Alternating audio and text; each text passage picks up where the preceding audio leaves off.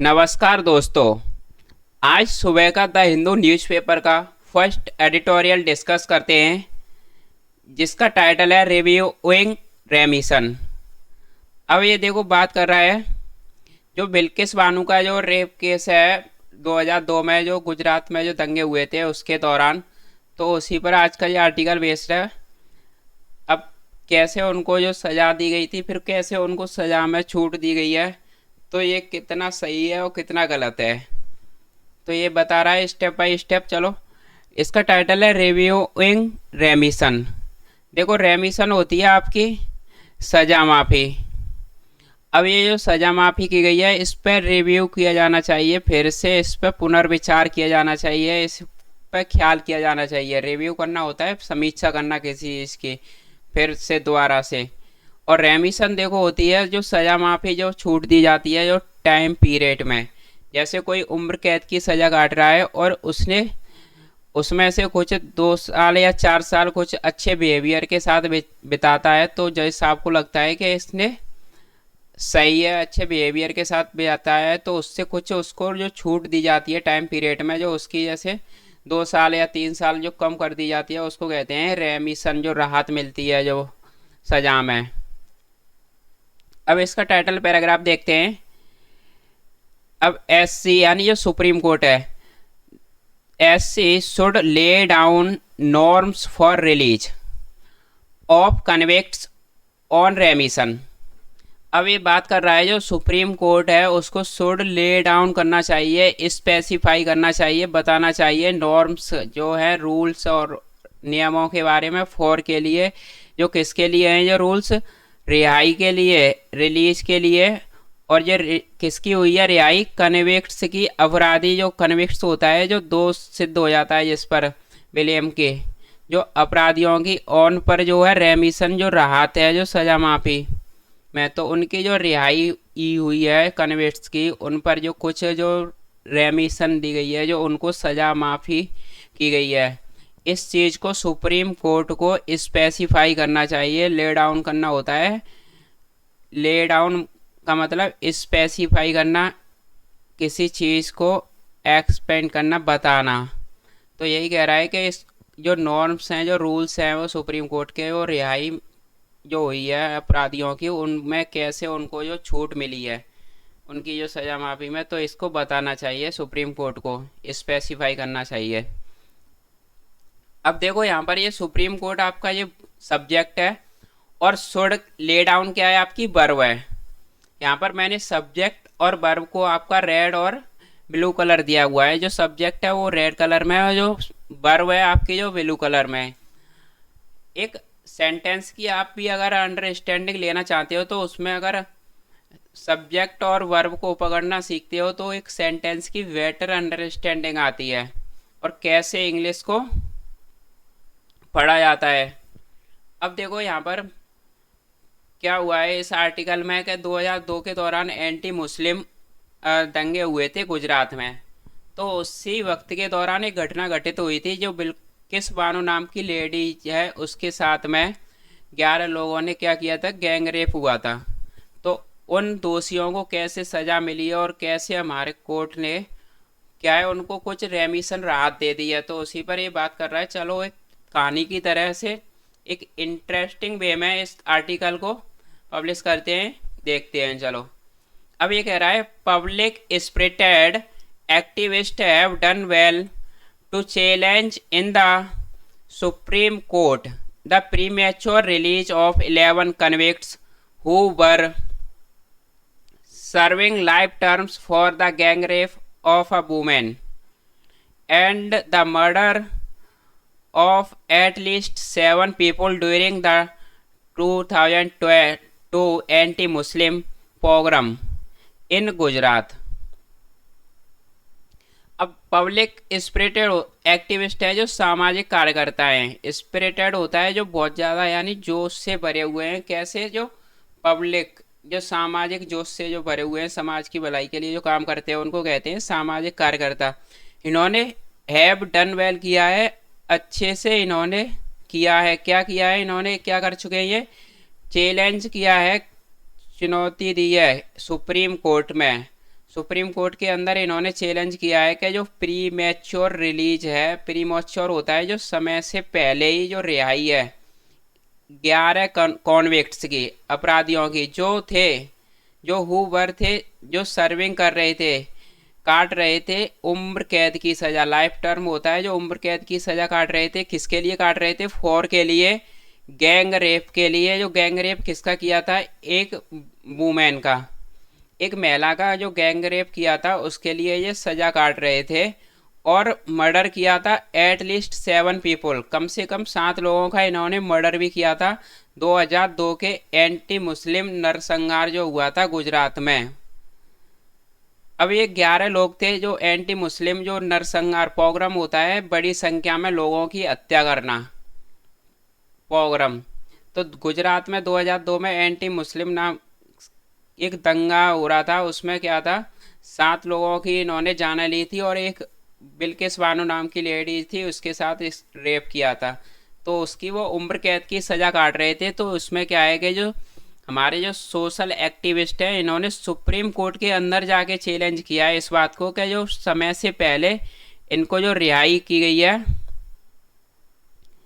उसी के बारे में सुप्रीम कोर्ट को स्पेसिफाई करना चाहिए, बताना चाहिए।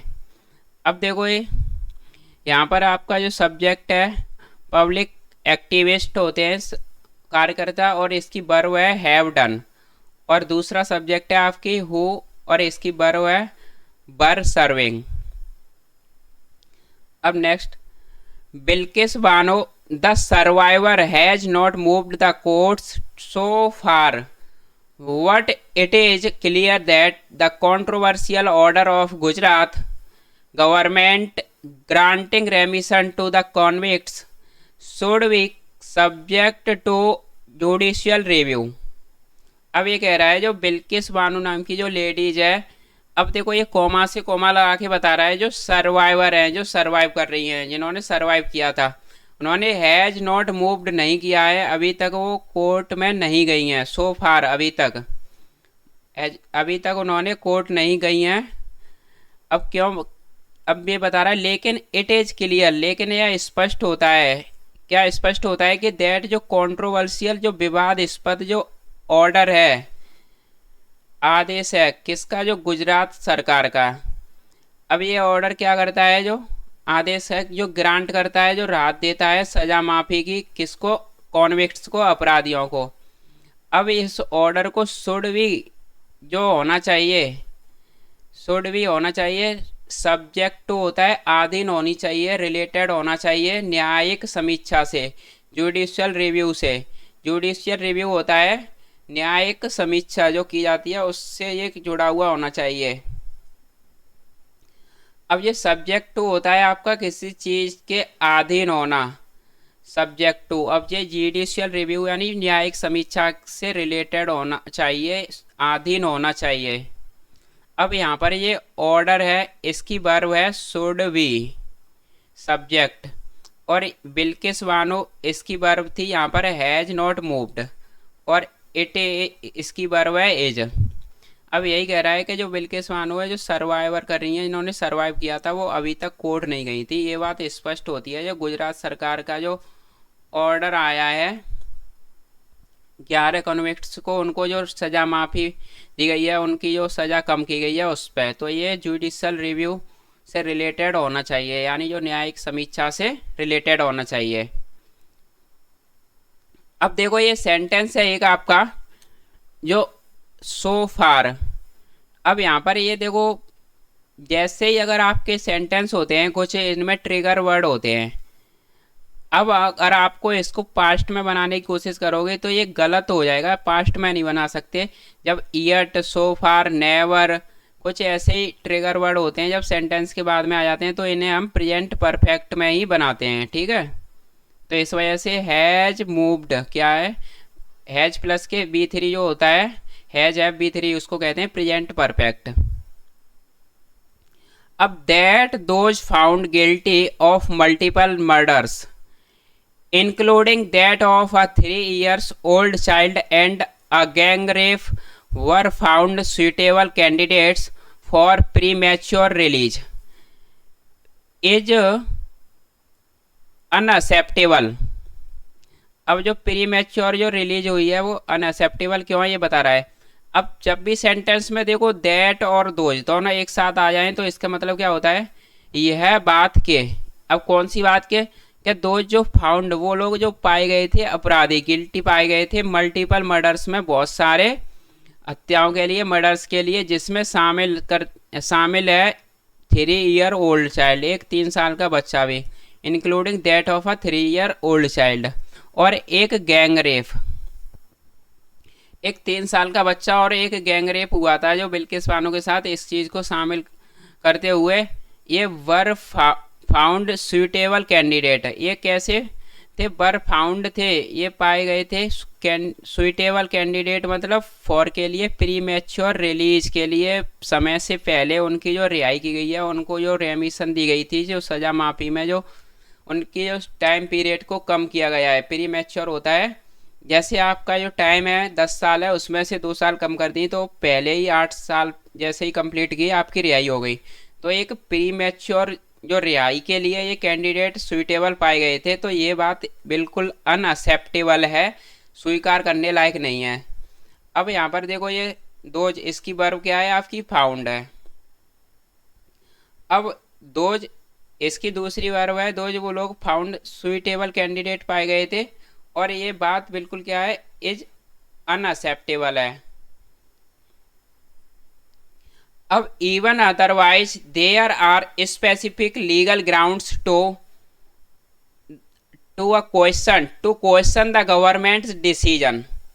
अब ये कह रहा है इवन अदरवाइज, भले ही अन्यथा या दूसरा, जो एक स्पेसिफिक होता है, विशेष लीगल कानूनी तौर पर जो ग्राउंड स्तर पर जो आर है, क्वेश्चन है गवर्नमेंट के डिसीजन के, भले ही दूसरे जो कानूनी स्तर पर जो विशेष जो स्पेसिफिक होता है, विशेष जो कानूनी स्तर पर जो क्वेश्चन है गवर्नमेंट के डिसीजन के, वो क्या है कि the रेमिशन was based on a direction from a two-judge bench of Supreme Court on a petition by one of the convicts। अब ये कह रहा है जो रेमिशन है, जो सजा माफी है, जो बेस्ड थी, आधारित थी ऑन पर, किस पर, एक डायरेक्शन, एक दिशा निर्देश पर। वो दिशा निर्देश कहाँ से आए थे, जो आए थे 2 जज की जो बेंच से, खंडपीठ जो होता है वहाँ से आए थे। और वो कहाँ की थी, वो 2 जजों की बेंच थी, सुप्रीम कोर्ट के 2 जजों की बेंच से। अब कहाँ पर ये बात कर रहा है, जो थे उनकी जो ऑन पर एक पेटिशन, जो एक याचिका की गई थी, एक कॉन्विक्ट्स जो अपराधी थे उनमें से एक के द्वारा जो याचिका की गई थी, तो सुप्रीम कोर्ट के जो 2 जज की जो बेंच थी वहाँ से उनकी दिशा निर्देश पर ये उनको सज़ा माफ़ी दी गई थी। तो उनकी जो सज़ा माफ़ी किस पर आधारित थी, जो सुप्रीम कोर्ट के 2 जजों की जो बेंच के जो दिशा निर्देश के अनुसार। अब उन्होंने कब दिया था ये दिशा निर्देश, जो कन्विक्ट्स होता है अपराधियों, और जो अपराधियों में से एक ने ये पेटिशन याचिका दी थी। रेमिशन इसकी वर्ब है आपकी वॉज वेस्ट, ठीक है। अब ये कह रहा है the question to be decided was whether the Gujarat government और Maharashtra government was the appropriate government for considering their plea for remission। अब देखो ये बात कर रहा है जो क्वेश्चन, जो सवाल थे, जो वो कौन से सवाल थे, जो टू बी डिसाइडेड, जिन्हें डिसाइड किया गया था, जो डिसाइड होने थे, वेदर के हाँ के ना, कि जो गुजरात सरकार और जो महाराष्ट्र सरकार वॉज एप्रोप्रिएट, एक उचित सरकार थी, हाँ कि ना, इस बात पर कि जो महाराष्ट्र और गुजरात सरकार है वो एप्रोप्रिएट गवर्नमेंट है कि नहीं, फॉर के लिए, किस बात के लिए ये एप्रोप्रिएट है, किस बात के लिए उपयुक्त है, कंसीडर करने के लिए, विचार करने के लिए उनकी याचिका पर, पीली होता है याचिका, फॉर के लिए, जो रेमिशन, जो राहत के लिए, सजा माफ़ी की राहत के लिए जो याचिका दी गई थी उनकी, इस बात पर विचार करने के लिए ये महाराष्ट्र सरकार और गुजरात सरकार एप्रोप्रिएट है, उपयुक्त हैं कि नहीं, इस बात पर ये क्वेश्चनों को इनको डिसाइड किया गया था। अब ये कह रहा है देखो यहाँ पर ये क्वेश्चन है, इसकी वर्ब है वॉज, और जो गुजरात और महाराष्ट्र गवर्नमेंट इसकी बर्व है ये वॉच। ठीक है, अब देखो यहाँ पर ये कह रहा है the court ruled that the state government of Gujarat where the crime occurred should consider the matter and not Maharashtra, the state to which the trial was transferred by the Supreme Court, to ensure an impartial trial। अब ये बता रहा है जो court का जो फैसला आया था, क्या है रूल, कोर्ट ने जो फैसला दिया था, क्या फैसला दिया था कि दैट के जो स्टेट गवर्नमेंट है, जो राज्य सरकार है कहाँ की, गुजरात की, जहाँ पर क्राइम अकर्ड हुआ था, अब ये गुजरात में क्राइम घटित हुआ था, उस चीज़ को शुड कंसीडर करना चाहिए द मैटर, जो मामला है उस पर इस चीज़ को कंसीडर करना चाहिए, विचार करना चाहिए, एंड नॉट महाराष्ट्र, ना कि महाराष्ट्र को। द स्टेट, महाराष्ट्र के बारे में बता रहा है। अब महाराष्ट्र क्या है, महाराष्ट्र द स्टेट वो वाली स्टेट है जिसमें टू विच, जिसके लिए द ट्रायल वॉज ट्रांसफर्ड, ये ट्रायल चला था, जो केस था, जो मामला था, उसको ट्रांसफ़र किया गया था सुप्रीम कोर्ट के द्वारा।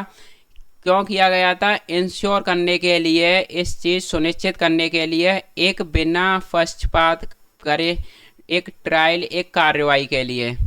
अब देखो ये गुजरात में दंगे हुए थे, तो सुप्रीम कोर्ट को लगा अगर ये केस गुजरात में चलता है तो जो है यहाँ पर गुजरात के लोगों की थोड़ा बाइज्ड या फर्स्ट में जा सकता है, तो पार्शियलिटी नहीं हो, बिल्कुल निष्पक्ष ट्रायल के लिए इस कोर्ट को महाराष्ट्र गवर्नमेंट के पास ट्रांसफ़र किया गया था, महाराष्ट्र सरकार।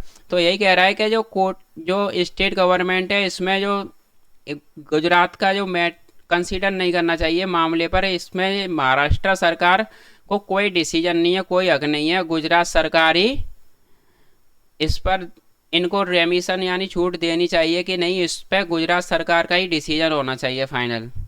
अब ये बता रहा था, अब ये कह रहा है while passing this order the bench also said the रेमिशन should be considered under a policy framed in July 1992 as that was prevailing policy on the date of their 2008 convicts। अब ये कह रहा है कि वाइल, जबकि जो पासिंग ऑर्डर था, जो ऑर्डर पास किया गया था, जो आदेश पास किया गया था बेंच से, अब इस बेंच ने ऑल्सो यह भी कहा था, क्या कहा था, कि जो रेमिशन है, जो सज़ा माफ़ी है, इसको कंसीडर किया जाना चाहिए अंडर के अंतर्गत एक जो पॉलिसी जो फ्रेम्ड की गई थी जुलाई 1992 में, 1992 में जो पॉलिसी थी उसके अनुसार इस सज़ा को कंसीडर किया जाना चाहिए। क्योंकि कि दैट वाज प्रीवेलिंग, जो थी प्रीवेलिंग होता है, जो इसका डोमिनेंस बहुत ज़्यादा था, जो प्रचलन में थी, चलन में थी पॉलिसी, ऑन द डेट, उस डेट में जो थी उनके 2008 के जो कन्विक्शन में। अब यही कह रहा है कि 2008 ये पॉलिसी जो 1992 के अनुसार जब पॉलिसी चल रही थी, तो उनकी जो सज़ा माफ़ी है उसी के अनुसार इसको कंसीडर किया जाना चाहिए, क्योंकि उसी जो पॉलिसी थी उस डेट में 2008 के जो कन्विक्शन में, जो 2 सिद्धि में, वो पॉलिसी बहुत ज़्यादा प्रचलन में थी, प्रीवेलिंग होता है जिसका डोमिनेंस बहुत ज़्यादा था। ठीक है, अब ये कह रहा है यहाँ पर, सॉरी ये वर्ब है आपकी बेंच की सेड, और रेमिशन की वर्ब है ये पैसिव है, देखो should be consider, be plus के वर्ब की थर्ड फॉर्म। अब यहाँ पर दैट, इसकी वर्ब है आपकी वॉच। अब next, this meant that the war on granting remission to those convicted for murder and rape found in the current policy will not apply to these convicts। अब देखो ये बात कर रहा है कि जो दिस मीन्ट, इसका मतलब निकल के क्या आता है, दिस मीन्ट इसका मतलब था, क्या मतलब था कि दैट के जो बार होता है, जो रुकावट है, जो रोक है, जो हिंडर है, जो बाधा है, क्या है, जो प्रोहिबिटेशन है, जो प्रतिबंध है, ऑन पर, किस पर, जो ग्रांटिंग देने पर, राहत देने पर, सज़ा माफ़ी में, टू दोज उन लोगों को जो कन्विक्टेड हैं फॉर के लिए, मर्डर के लिए और रेप के लिए। जो रेप और मर्डर के लिए जो अपराधी हैं उनको राहत सजा माफी की जो छूट पर प्रतिबंध है, और ये प्रतिबंध फाउंड पाया गया था इनमें करेंट पॉलिसी में, और ये बिल नॉट अप्लाई होगा दीज कन्विक्ट्स के लिए।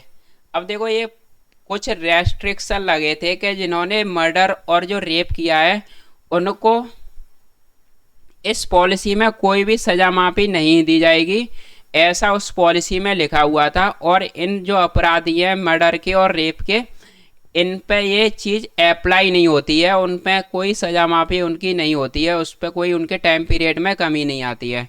तो यही कह रहा था कि 2008 में जो कन्विक्शन दोषसिद्धि हुई थी इनकी, तो उस समय 92 की जो पॉलिसी चल रही थी तो उसमें ऐसा लिखा था कि मर्डर और रेप वाले जो अपराधी होते हैं उनको कोई भी सजा माफी या कोई भी एग्जम्पशन नहीं दिया जाता है पनिशमेंट में। चलो आज का सेशन यहीं पर रैप अप करते हैं।